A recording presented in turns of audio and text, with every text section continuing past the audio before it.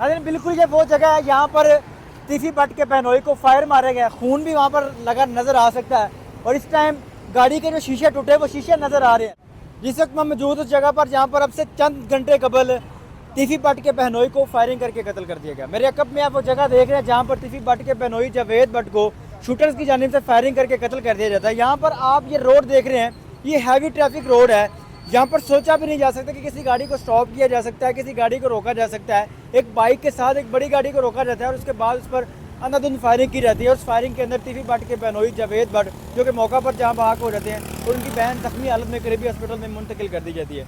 इस वाक़े की सबसे बड़ी बात यह है कि अब तक इस वकूए की FIR किसी पर नहीं हुई, ना किसी नामालूम अफराद पर FIR हुई है, ना किसी पर FIR हुई है। अगर मेरा कैमरा मैन आपको दिखाए तो ये हैवी ट्रैफिक रोड है, यहाँ पर ट्रैफिक बड़ी हैवी है। यहाँ पर अगर 2 मिनट के लिए कोई चीज़ रुक जाए तो ये पूरा कनाल रोड ब्लॉक हो जाता है। और ये मेरे अकब में आप वो जगह देख रहे हैं, एग्जैक्ट उस जगह पर मैं खड़ा हूँ जहाँ पर गाड़ी को रोका गया और उसके बाद उस पर फायरिंग की गई। यहाँ पर सहाफ़ी भी मौजूद है जिन्होंने इस सारे मामले को कवर किया, उनसे बात करेंगे और जानने की कोशिश करेंगे कि ये वकूआ कैसे हुआ और अब इसका जिम्मेदार किसको ठहराया जाएगा। पुलिस किसको जिम्मेदार ठहराती है। मीर बलाज के बाद एहसन शाह को जिम्मेदार ठहराया गया, तीफी बट को जिम्मेदार ठहराया गया। तीफी बट के तो नहीं पकड़ा गया लेकिन एहसन शाह को गिरफ्तार किया गया, एहसन शाह का मर्डर हुआ, उसके बाद अब तीफी बट के बहनोई का मर्डर हुआ। अब इसके पीछे किसको जिम्मेदार ठहराया जाता है मैं बात करता हूँ, उसके बाद आपको सारे मामला बता दूँ। फिर से मुझे बताइएगा कि ये मामला आपसे कितनी देर कबूल हुआ और अभी तक इसकी FIR भी नहीं हुई। अच्छा मुजाहिद साहब, ये मामला तकरीबन 2 से 2.5 से 3 घंटे पहले हुआ है, जो मीडिया अपडेट्स के मुताबिक और यहाँ के लोगों के मुताबिक है।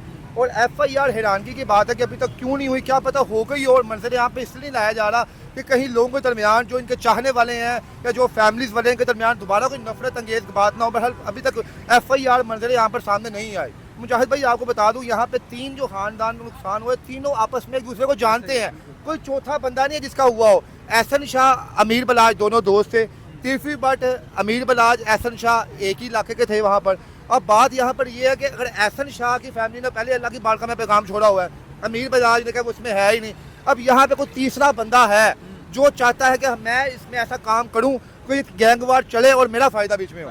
क्या लगता है अब लाहौर की अंडरवर्ल्ड जो है वो दोबारा जाग चुकी है? अमीर बलाज के मर्डर से पहले बड़ा सुकून था लाहौर के अंदर, बड़ा कम हो रहा था ये सारा मामला, लेकिन अब जब से अमीर बलाज का कत्ल हुआ उसके बाद बेसुकूनी सी हो गई है बट खानदान के। ये बिल्कुल ऐसे ही है मुजाहिद भाई। हमें अंडरवर्ल्ड का नाम बचपन में सुना था 80-90 की दहाई में कि भट्ट साहब का दौर था, वह उससे पहले नाजी भट्ट, गोगी भट्ट, इन तमाम लोगों का दौर था। उसके बाद हमने सोचा कि लाहौर अब सेफ हो चुका है, लेकिन इन 6 महीनों में 3 बड़े लोग इस दुनिया से गए हैं। तो ऐसा ही लग रहा है कि लाहौर दोबारा जो है, लाहौर में दोबारा खून की होली का आगाज हो गया है और दोबारा यहाँ पे क्राइम शुरू हो गए हैं। हैवी ट्रैफिक रोड के ऊपर गाड़ी रोकी जाती है, शूटर्स की जानिब से फायर मार के कत्ल कर दिया जाता है। वो रोड है जो पाकिस्तान का, अगर मैं कहूँ ना, सबसे महंगा रोड है।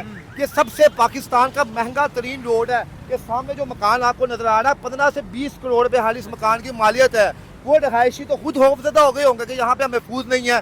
यहाँ से 5 मिनट की मुदाफत पे कदाफी स्टेडियम है और वहाँ पे 5 महीने बाद चैंपियन ट्रॉफी शुरू होनी है, जहाँ पे दुनिया भर से शायकीन यहाँ पर देखने के लिए आएंगे। तो हम लोग, हमारे इदारे क्या पैगाम दे रहे हैं बाहर कि हम लोग इतने गैर महफूज हैं कि यहाँ पे अपने लोग महफूज नहीं है, तो बाहर के लोग कैसे महफूज होंगे। इस वकूए की अभी तक क्या अपडेट है? तीफी बट के जो बहनोई हैं जावेद बट साहब, वो तो जहाँ भाग हो गए हैं, उनकी बहन को लेके क्या अपडेट है? उनकी बहन के बारे में यही अल्लाह पाक उनको शफाए कामना दे कि उनकी बहन पर जो डायरेक्ट फायर नहीं मारे गए, उनका जो टारगेट किलर आए थे, उनका टारगेट ही सिर्फ और सिर्फ जावेद भट्ट साहब थे। उन्होंने जावेद भट्ट साहब को यहाँ पर मारा और जावेद भट्ट साहब उस वक्त ही दुनिया से चले गए।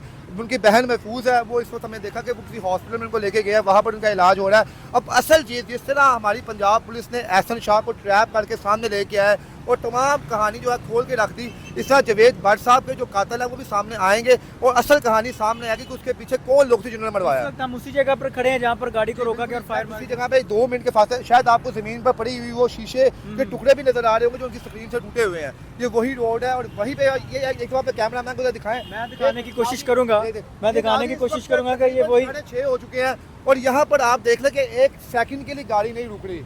अल्लाह ना करे किसी और शख्स पर ऐसा हमला हो। हमारे इदारों को चाहिए वो एक्टिव हो, यहाँ के CCTV कैमरे, यहाँ की जो हमारी फोर्स है उनको एक्टिव होना चाहिए। Thank you. बिल्कुल ये वो जगह है यहाँ पर तीफी बट के बहनोई को फायर मारे गए, खून भी वहाँ पर लगा नजर आ सकता है और इस टाइम गाड़ी के जो शीशे टूटे वो शीशे नजर आ रहे हैं। एग्जैक्ट उस जगह पर खड़ा हूँ मैं। ये वो रोड है जिस रोड के ऊपर तीफी बट के बहनोई की गाड़ी को रोका गया और उसके बाद उसके ऊपर फायर किया गया, जिसके अंदर तीफी बट की बहन जो कि जख्मी हुई। लेकिन ये बात याद रहे कि शूटर का जो टारगेट था वो तीफी भट्ट का बहनोई जावेद भट्ट था। ये भी बात याद रहे कि आज से चंद रोज़ कबल जब अमीर पलाश का मर्डर हुआ, उस मर्डर की जो FIR जिसके अंदर तीफी भट्ट के बहनोई जावेद भट्ट नामजद थे, उस FIR मेरे अकब में वो चीज़ देख रहे हैं, वो शीशे देख रहे हैं। अगर मेरा कैमरामैन आपको दिखाए तो ये वो जगह है जहाँ पर उनकी गाड़ी को रोका गया और उनकी गाड़ी पर फायर मारे गए। आप अपनी स्क्रीन पर वो शीशे देख रहे हैं, ये वो जगह देख रहे हैं। लेकिन यहाँ पर चीज़ सवालिया निशान ये है कि क्या लाहौर के अंडरवर्ल्ड दोबारा जाग चुकी है? क्या लाहौर के अंदर बेसुकूनी दोबारा होने जा रही है? क्या लाहौर का सुकून दोबारा छीन लिया गया है? क्या लाहौर के अंदर कत्ल गारत का सिलसिला दोबारा शुरू हो चुका है? क्या लाहौर की पुलिस, पंजाब की पुलिस और वज़ीर आला पंजाब के बड़े बड़े दावे सब धरे के धरे रह गए हैं? ये चीज़ें सवालिया निशान है। इस ट्रेंड के रिलेटेड, इस सारे मामले के रिलेटेड एक एक छोटी छोटी अपडेट होगी, आपके साथ शेयर करते रहेंगे। अगली वीडियो का इंतज़ार करें।